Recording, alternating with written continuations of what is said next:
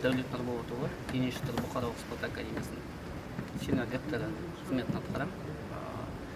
Енді бұл біз қазір өздеріңіз білесіздер, қараша қазан айында үлкен республикалық семинар болды.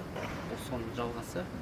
Бұл теориялық практикалық сабақтар жаңадан жұмыс жасап жатқан жас бапкерлерге, жәнегі кішкентай балалармен жұмыс жасап жатқан бапкерлерге әдістемелік нұсқаулық ретінде пайдасын береді. Қазір теориялық, практикалық және шеберлік сағаттар ұйымдастырылып жатыр.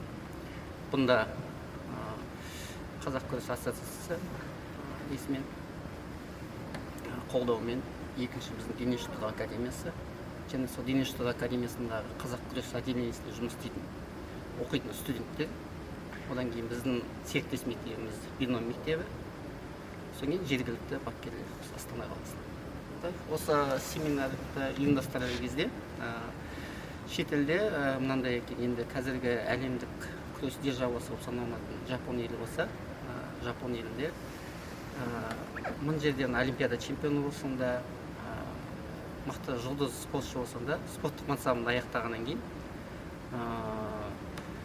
сіз арнайы бапкерлік курстан өтпей, сол бапкерлік курсты аяқтамай, сіз балдармен жұмыс жасауға рұқсат берілмейді екен. Сонда бастапқы кезіндегі кіші балдармен жұмыс істейтін бапкерлерге өте тыңғылықты қарайды екен.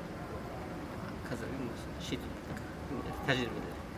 Сондықтан бізде осы қазақ күресімен айналысатын кішкентай балдармен жұмыс істейтін бапкерлерге біліктіліктерін арттырып отырғанымыз дұрыс болады.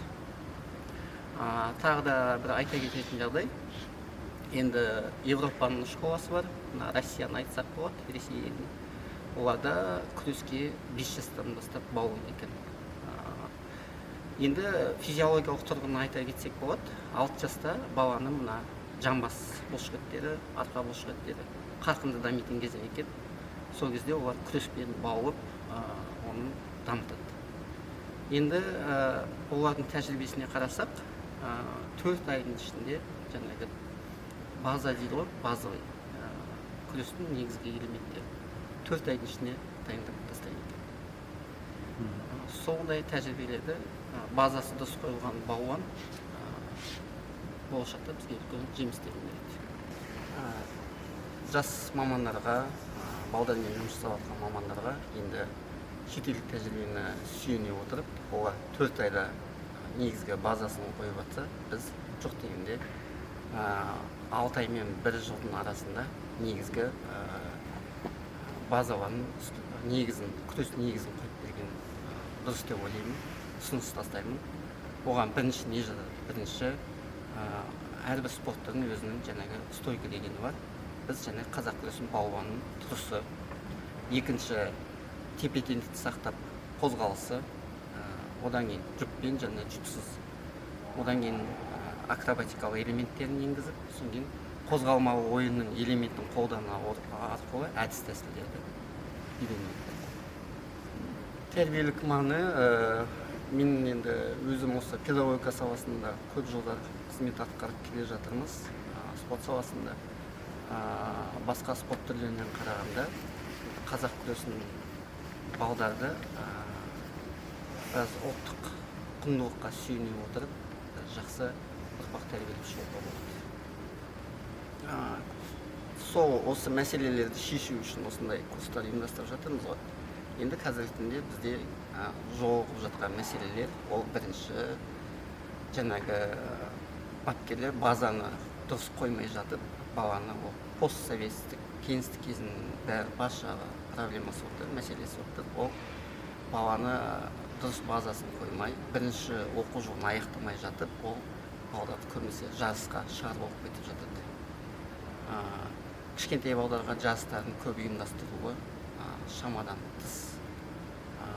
Жарыстарға көп қатысқаннан кейін ол бала ересектер деңгейіне, жастар деңгейіне өтпей жатып, оған күрес жағы қызықсыз болып кетіп жатыр. Ол бірінші мәселе. Екінші мәселе, көптеген мықты балуан ағаларымыз танимыз. Ол кісілердің өзі айтып жатыр. Біз 20 жылдан астам осы күрескен кісілеріміз бірақ менің балам 2 жыл ғана күреске қатысып, оның медаль саны менен көп дейді. Сондықтан тағы да көп жасқа шыға берген бала зорығады, не болмаса бір кеуде пайда болады, эго пайда болады. Сондықтан спорттан өзін толық ашпай, қазақ күресімен ерте тастап жатыр. Екінші тағы бір мәселе, қазақ күресінде жарақаттың көптігі. Өйткені бала дұрыс құлау әдістерін білмей жатып, меңгермей жатып, бапкерлер оны жарысқа салған бетте, бала өмірі құламаған әдіске құлап, жарақаттарын салдары өте көп. Қазақ күресімен енді айналысушы қызығушылардың да саны көп, бірақ кері әсер алып жатқан ата-аналардан ондай көріп жатамыз. Енді біз әзірге осы Астана қаласындағы жастармен жұмыс жасап жатқан, жас балдармен жұмыс жасап жатқан бапкерлердің біліктілігін арттырып, дұрыс жаңа қазақ күрес бір мысалға қарасаңыздар, Ресейде, Жапон елдерінде осы бастапқы деңгей кезеңінде қай залына барсаңызда да бәрі бір методпен дайындық өтеді. Айырмашылық жоқ. Ал ол бала кезі, соның жасөспірім кезі, кіші жасөспірім кезінде бір бағытта тренировка өтеді. Одан кейін олар жыныстық жетілу кезінде барып, уже әртүрлі баланың немесіне байланысты, физиологиялық дамуына байланысты уже жаттығулардың өзгерістер енгізіліп жатады. Сол сияқты бізде осы қазіргі осы Астана бойынша бір бағытта бір методикамен жаттығу бастарын ұйымдастырсақ деген ойдамыз. Соған осы қаладағы бапкерлерді және серіктес мектептерді бір бағытта қозғалсақ деген ойдамыз.